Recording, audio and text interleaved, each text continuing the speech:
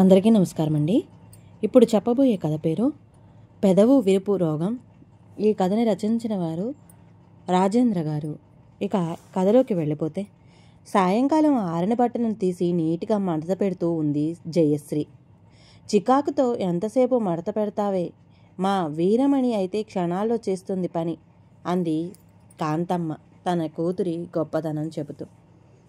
జయశ్రీ అత్తగారికి ఎదురు మాట్లాడదామనుకుంది, కానీ ప్రతిసారి తన తండ్రి ఉన్నప్పుడు చెప్పిన మాటలు గుర్తొచ్చి ఆగిపోతూ ఉంటుంది.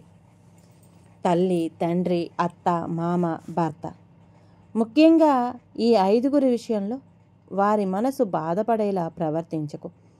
ఒకవేళ వారే నీ మనసు కష్టపెడితే సహనం వహించు. అప్పుడది నీ జీవితానికి అవసరమైన తపస్సుగా మారి భవిష్యత్తులో అనుభవించబోయే కష్టాలను రూపుమాపుతుంది. నీ పిల్లల అభివృద్ధికి పెట్టుబడికి కూడా ఉపయోగపడుతుంది. వారి గూర్చి మనసులో కూడా వ్యతిరేకంగా ఆలోచించకు. ఈ 5గురు ఒకవేళ దొరికితే మంచి గురువు. వేరుపడ్డావంటే మాత్రం అది సహనం కాదు, భయం. ఆ భయం ఎప్పటికీ నష్టమే. నీ తప్పు లేకుంటే తగిన సమాధానం చెప్పవలసింది. ఇక్కడ ఎదిరించడమే ధర్మం, అక్కడ సహనం వహించడమే ధర్మం అంటూ చెప్పేవాడు. అందుకని ఎప్పట్లాగే సహనం వహించి, సరే అత్తయ్య, రేపు వదిన వాళ్ళ ఇంటికి హైదరాబాదుకు వెళ్ళేది ఉంది కదా, అప్పుడు వదిన్ని చూసి నేర్చుకుంటాలే అని తన పనిలో లీనమైంది జయశ్రీ. ఆ రోజు మధ్యాహ్నమే వచ్చిన గంగాధరం జరిగిన సన్నివేశాన్ని చూసి ఏదో మాట్లాడదామనుకొని మళ్ళీ మౌనంగా ఉన్నాడు. అతనికొక్కడికే కాస్తో కూస్తో కాంతమ్మ భయపడేది. అతడు జయశ్రీ అత్తగారైన కాంతమ్మకి స్వయాన అన్న. మోకాళ్ల నొప్పులు తగ్గటానికి తాను చూయించుకున్న హైదరాబాదులో ఉండే హోమియో డాక్టర్ వద్దకు తీసుకెళ్లమని కోరితే తన చెల్లెల్ని తీసుకెళ్లడానికి వచ్చాడు. పనిలో పని జయశ్రీ కూడా తన కొడుకుతో పాటు ఈ సెలవుల్లో వదిన వద్దకు వాళ్లతో పాటే వెళ్ళి 2 రోజులు ఉండొద్దామని ప్లాన్ వేసుకుంది. వంటలు, భోజనాలై పనులన్నీ పూర్తయ్యాక మహారాష్ట్రలోని నాందేడ్లో బ్యాంకు మేనేజర్గా పనిచేస్తున్న తన భర్తతో కాసేపు ఫోన్ మాట్లాడింది. కలిసొస్తున్నాయి, నెక్స్ట్ వీక్ వస్తానన్నాడు అతను. మరి కాసేపు మాట్లాడి ఫోన్ పెట్టేసి రేపటి ప్రయాణానికి బ్యాగు సిద్ధం చేసుకుని పడుకునేసరికి రాత్రి 11 అయింది. మరునాడు ఉదయమే తన కొడుకుని తీసుకొని వాకింగ్కి వెళ్ళొచ్చిన జయశ్రీని చూసి స్నానం ముగించి పేపర్ చదువుతున్న గంగాధరం, ఓ అప్పుడే లేచారా? ఇంత పొద్దున్నే ఎక్కడికి వెళ్ళొచ్చారమ్మా అంటూ ప్రశ్నించాడు. ఎక్కడికా? వాకింగులకి. ఈ వాకింగులు చేసే బదులు మా వీరమణిలా యోగా చేసుకోవే అంటే వినదు. అయినా నీకెన్నిసార్లు చెప్పాలే, లేవగానే టీ చేసి ఫ్లాస్కులో పోసి పెట్టమని. మోకాళ్ల నొప్పన్న నేను పెట్టుకోవలసి వచ్చింది అంది కాంతం ఎదురుగా ఉన్న సోఫాలో కూర్చొని టీ తాగుతూ. సారీ అత్తయ్య, పెట్టిపోదామని అనుకున్నాను, కానీ అప్పటికింకా పాలు రాలేదు అని చెప్పి పనిలో లీనమయ్యింది జయశ్రీ. తన కూతురు వీరమణి గొప్పదనం గూర్చి, వీరమణి అత్త బ్రతికున్నప్పటి సాధింపులు గూర్చి, అప్పుడు పడిన తన కూతురు బాధల గూర్చి, ఇలా తన చెల్లెలు ఎన్నో ముచ్చట్లు చెబుతుంటే గంగాధరం ఊకొడుతూనే ఉన్నాడు. అంతలో వీరమణి ఫోన్ చేస్తే ఆవిడతో 1 గంట సేపు మాట్లాడి 11 గంటలకి స్నానం చేసింది కాంతమ్మ. అలసటగా ఉంది. కాసేపు నడుం వాల్చాక బయలుదేరుదాంరా అన్నయ్య అంది కాంతమ్మ. సరే అని జయశ్రీతో భగవద్గీత ఉందా అమ్మ అడిగాడు. సెల్ఫ్లో ఉంది పెద్దనాన్న, తెచ్చిస్తా అంటూ జయశ్రీ లేస్తుంటే, పర్లేదమ్మా నేను తీసుకుంటాలే అని సెల్ఫ్లో ఉన్న భగవద్గీత తీసుకొని చదువుకుంటూ ఉండసాగాడు గంగాధరం. కాంతమ్మ నిద్రలేచాక అందరూ రెడీ అయ్యి రాత్రి వరకు హైదరాబాదులో ఉండే వీరమణి ఇంటికి చేరుకున్నారు. పలకరింపులయ్యాక వీరమణి వంట ప్రారంభించింది. జయశ్రీ సహాయంగా వెళ్ళింది. వీరమణి తన తల్లితో కబుర్లు చెబుతూ ఉంటే వంట పూర్తి చేసింది జయశ్రీ. భోజనాలై పడుకునే ముందు బయట ఆరిన బట్టలుని తీసుకెళ్లి క్షణాల్లో సెల్ఫ్లో పెట్టింది వీరమణి. రాత్రి 10 గంటల వరకు అందరూ మాట్లాడుతూ గడిపారు. నిద్రొస్తుందని జయశ్రీ తన కొడుకుతో పాటు పడుకోవడానికి వెళ్ళింది. ముందు రూంలో ఉన్న దివాన్ మంచంపై గంగాధరం నిద్రకి ఉపక్రమించాడు. ఈ తల్లి కూతుళ్ళు కలిస్తే ఆత్మీయ ముచ్చట్లకు అంతు ఉండదని తన గదిలోకెళ్ళి పడుకున్నాడు వీరమణి భర్త. పాత బాధలు అవి ఇవి మాట్లాడి పడుకున్నారు. అత్తయ్య, దగ్గరలో గుడెక్కడుంది అంటూ అడిగిన జయశ్రీ మాటలకి మెలకు వచ్చి చూసింది. 5:30 అవుతుంది. జయశ్రీ తన కొడుకుతో పాటు అప్పటికే స్నానం ముగించి ఉంది. విసుగ్గా, ఇంత పొద్దున్నే ఏమిటే నీ గోల, పక్కనే ఉంది వెళ్ళండి అంది కాంతమ్మ మళ్ళీ పడుకుంటూ. తలుపు తీస్తున్న చప్పుడికి గంగాధరం లేచాడు. అది చూసి, సారీ పెద్దనాన్న, డిస్టర్బ్ చేశానా అంది జయశ్రీ. శుభోదయం అమ్మా. లేదు, ప్రయాణ అలసట వల్ల ఈరోజు లేవడం కాస్త ఆలస్యమైంది అన్నాడు గంగాధరం చిరునవ్వుతో. జయశ్రీ గుడి నుండి తిరిగి రాగానే, గుడికెళ్ళి రావడానికి ఎంతసేపా, పాలొచ్చినట్లున్నాయి చూడు అంది కాంతమ్మ. ఎదురుగా ఉన్న సోఫాలో కూర్చొని టీ కోసం ఎదురు చూస్తూ.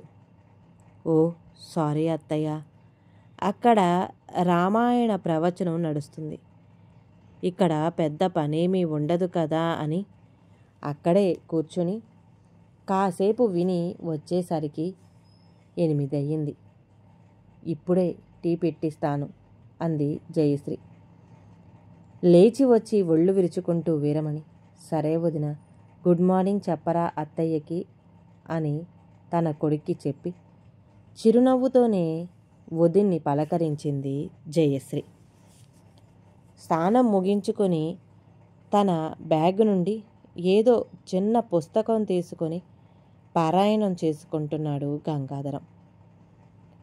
షటిల్ ఆడటానికి వెళ్ళాడు వీరమణి భర్త. లేచి బెడ్ పైనే కూర్చుని వీరమణి ఫోన్లో ఏదో ఆడుకుంటున్నారు వీరమణి పిల్లలు. ఒకరెదురుగా ఒకరు సోఫాలో కూర్చొని హావభావాలను ప్రదర్శిస్తూ మాట్లాడుకుంటున్నారు తల్లి కూతుళ్ళు. పెదనాన్న, మీరు రాగయుక్తంగా పద్యాలు చదువుతారు కదా, నా కొడుక్కి 2 వేమన పద్యాలు నేర్పండి ప్లీజ్ అంది జయశ్రీ అందరికీ టీ ఇస్తూ గంగాధరంతో.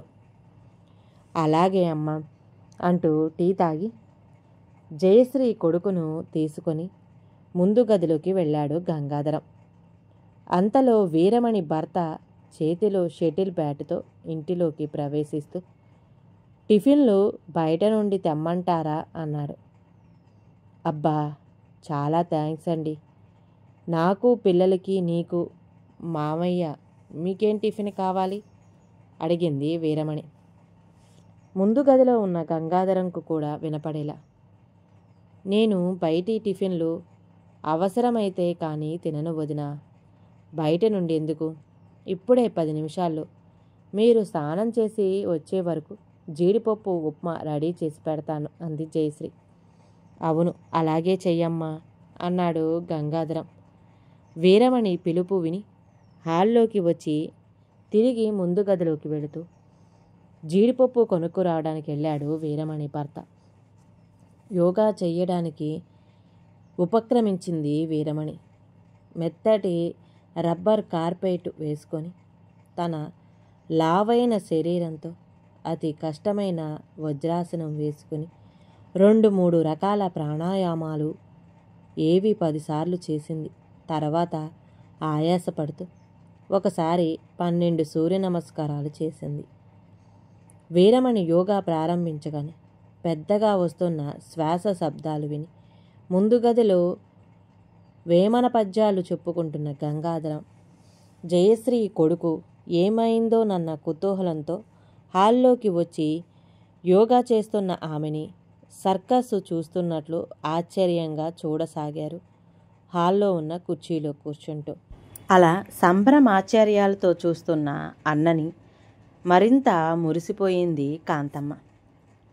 జీడిపప్పు జయశ్రీ చేతికిచ్చి నవ్వుకుంటూ స్నానానికి వెళ్ళిపోయాడు. అప్పుడే కిరాణం కొట్టు నుండి వచ్చిన వీరమణి భర్త. ఇంకా ఫోన్లో గేమ్స్ ఆడుతూనే ఉన్నారు వీరమణి పిల్లలు. యోగా ముగించి నానబెట్టిన పల్లీలను వేరుశనగ పప్పును చిన్న బెల్లం ముక్కతో కలిపి తింటూ మధ్యలో గుర్తొచ్చినట్లు, నువ్వు కాసన్ని తింటావరా అడిగింది వీరమణి అల్లుణ్ణి. నాకు వద్దత్తయ్య అన్నాడు వాడు తన అత్తయ్య యోగాని తినడాన్ని వినోదాశ్చర్యాలతో చూస్తూ. అవును, నాకే ఇష్టం కావివి, ఏదో యోగాలో భాగంగా ఆరోగ్యం కోసం చేస్తున్నా కానీ అంది పల్లీలు తినటం ముగించి నిమ్మరసం తేనె తాగుతూ. టీ తీసుకోకుండా ఇవి మాత్రమే ఉదయం టిఫిన్గా తీసుకోమన్నాడు మా యోగా టీచర్. 2-3 రోజులు చూశాను. తలనొప్పిగా పైత్యమైనట్లుగా ఉంటేను మళ్ళీ కొద్దిగా టీ టిఫిన్ కూడా తీసుకుంటున్నాను మామయ్య అంది వీరమణి గంగాధరంతో. ఆహా, అలాగా అమ్మా అన్నాడు గంగాధర్ మొహమాటంతో. చదవడం అలవాటు, పుస్తకం తెచ్చుకోవడం మర్చిపోయాను. ఉందా అమ్మా ఇంట్లో అడిగాను గంగాధరం వీరమణిని. ఆ సెల్ఫ్లో ఉండొచ్చు, చూసుకో మామయ్య ప్లీజ్ అంది వీరమణి. 2-3 సెల్ఫులు గాలించి భగవద్గీత పుస్తకాన్ని దొరకపుచ్చుకొని శుభ్రంగా చేతులు కడుక్కొని చదువుకోసాగాడు గంగాధరం. కాంతమ్మ, వీరమణి పిల్లలు స్నానం చేసి వచ్చాక అందరూ కలిసి టిఫిన్ చేశారు. తర్వాత వీరమణి భర్త తన కారులో తన అత్తగారిని గంగాధర్ని తీసుకొని హోమియో డాక్టర్ వద్దకు బయలుదేరాడు. ముచ్చట్లలో పడ్డారు వదిన మరదళ్ళు. తమ పిల్లలు స్కూల్లో చేసిన డిస్కో డ్యాన్సుల గురించి చెప్పి వాటి ఫోటో ఆల్బమ్స్ ఇంకా ఇతర ఫోటో ఆల్బమ్స్ చూయించింది వీరమణి. తర్వాత మాట్లాడుకుంటూ వంట పని చూసుకోసాగారు. పిల్లలు టీవీలో పోగో ఛానల్లో వస్తున్న బొమ్మల కథలను ఆసక్తిగా చూస్తూ లీనమయ్యారు. వెళ్ళిన ముగ్గురు డాక్టర్ వద్ద నుండి వచ్చాక అందరూ కలిసి లంచ్ పూర్తి చేసి నడుం వాల్చటానికి వెళ్ళారు. వీరమణి వెడుతూ ఉంటే, ఎక్కువసేపు పడుకోకు, సాయంకాలం ఎగ్జిబిషన్కి వెళదాం అని చెప్పి కంప్యూటర్లో ఏదో ఆఫీసు పని చూసుకోసాగాడు వీరమణి భర్త. పిల్లలంతా కలిసి క్యారమ్స్ ఆడసాగారు. గంగాధరం ఏదో పుస్తకం చదువుకోసాగాడు. జయశ్రీ కాసేపు భర్తతో ఫోన్ మాట్లాడి తాను పిల్లలతో కలిసి క్యారమ్స్ ఆడసాగింది. సాయంకాలం ఎగ్జిబిషన్కి వెళ్ళడానికి సిద్ధమవుతున్న వీరమణితో, నేను అన్నయ్య కూడా ఇద్దరం రాలేంరా వీరు, మోకాళ్ళ నొప్పులు, మీరు వెళ్ళిరండి అంది కాంతమ్మ. తర్వాత మిగతా వారంతా ఎగ్జిబిషన్కు వెళ్ళిపోయారు. ముందు గదిలో పుస్తకం చదువుకుంటున్న గంగాధరం వద్దకొచ్చి ముచ్చట్లు పెట్టసాగింది కాంతమ్మ. ముచ్చట్ల మధ్యలో తన కోడలు కంటే గొప్పగా ఉన్న వీరమణి పనితనం గూర్చి చెబుతూ ఉంటే, ఆపవే నీ వీరమణి బుర్ర కదా, ఇలారా నీ వీరమణి పనితనమేమిటో చూపిస్తా గాని అంటూ చెల్లెలి చెయ్యి పట్టి హాల్లోకి లాక్కెళ్ళి సెల్ఫులు తెరిచాడు. మొదట ఇంత దుమ్ము, తర్వాత పుస్తకాలు, ఏవో కింద పడిన దుమ్ము వచ్చి కాంతమ్మపై పడితే దగ్గుతూ కళ్ళు నలుపుకోసాగింది. తర్వాత బాత్రూంలో ఇష్టం వచ్చినట్లు చల్లా చెదురుగా ఉంచిన బట్టల్ని చూయించాడు. నీ కోడలు బట్టలు నీట్గా మడత పెడుతూ ఉంటే మీ ఇంట్లో ఏమన్నావు? ఈ పని వీరమణి క్షణాల్లో చేస్తుందని కదా, చూద్దురా అని బట్టలు సెల్ఫ్ ఓపెన్ చేస్తే అందులో ఇష్టం వచ్చినట్లు బట్టలు కుక్కి ఉన్నాయి. ఇలా ఫ్రిడ్జ్పై ఉన్న వస్తువులు, తలుపులపై ఉన్న బట్టలు, చిందరవందరగా ఉన్న బెడ్రూమ్లను, పైన పట్టిన సాలీడు గూళ్ళని చెయ్యి పట్టుకొని తిప్పి చూయించాడు. నీ ఇల్లుకు నీ వీరమణి ఇల్లుకు కూడా తేడా తెలుస్తుందా నీకు అసలు?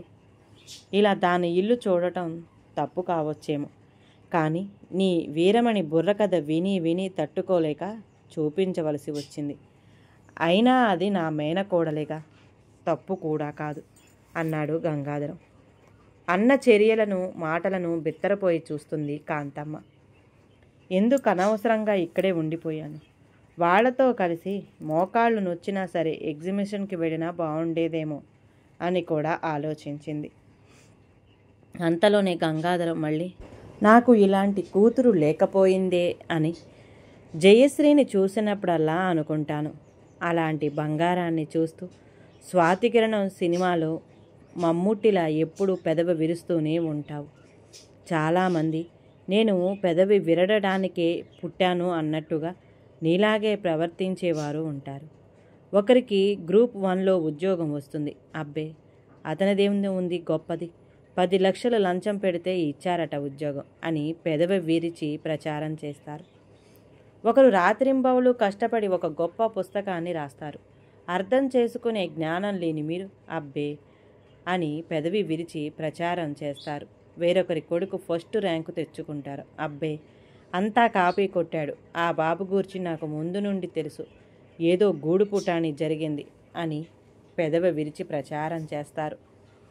ఒక రాజకీయ నాయకుడు ప్రజలకు అంతో ఇంతో సేవ చేయాలనే ఉద్దేశంతో ఎన్నో మంచి పనులు చేస్తాడు. ఆ నాయకుడి దగ్గరికి తమ వ్యక్తిగత అవసరాల కోసం వెళ్ళడానికి మార్గం లేనివారు అబ్బే అని పెదవి విరిచి ప్రచారం చేస్తారు. మళ్ళీ వీళ్ళే తమ దగ్గరికి వచ్చేసరికి మరో రకంగా తమ కొడుకు కూతురు గొప్పదనం గూర్చి ప్రచారం చేస్తారు, తమ గురించి గొప్పగా ప్రచారం చేసుకుంటారు. ఇదొక అభిజాత్యం, మానసిక రుగ్మత అన్నాడు గంగాధరం ఒకానొక చికాకుతో కూడిన ఆవేశంతో. కాంతమ్మ ఆ బిత్తరు నుండి ఇంకా బయటకు రాలేదు. గంగాధరం మళ్ళీ ఏదో గుర్తొచ్చినట్లు, ఇంకా ఏదో అన్నావే, గుర్తు రావడం లేదు. వాకింగులను కదూ, మీ వీరమణిలా యోగా చెయ్యాలా? పొద్దున చూశానుగా మీ వీరమణి యోగా, అది నీ కోడలు నేర్చుకోవాలా? కనీసం అటు ఇటు కూడా నడవటం కూడా, ఎప్పుడు కూర్చొని అయితే ముచ్చట్లు పెట్టడం, లేకపోతే టీవీ సీరియళ్ళు చూడటం, ఇలా నీ అలవాట్లు నీ గారాబం వల్లే నీలాగే వీరమణి ఈరా మణిలా లావుగా తయారైంది. తర్వాత నొప్పులు, ఎలర్జీలు, అవస్థలు, అనారోగ్యాలతో యోగా పెడుతుంది. యోగా అంటే ముక్కు నుండి ఓ 4 శబ్దాలు తీసి నానబెట్టిన పల్లీలు తిని నిమ్మరసం తాగటం కాదే.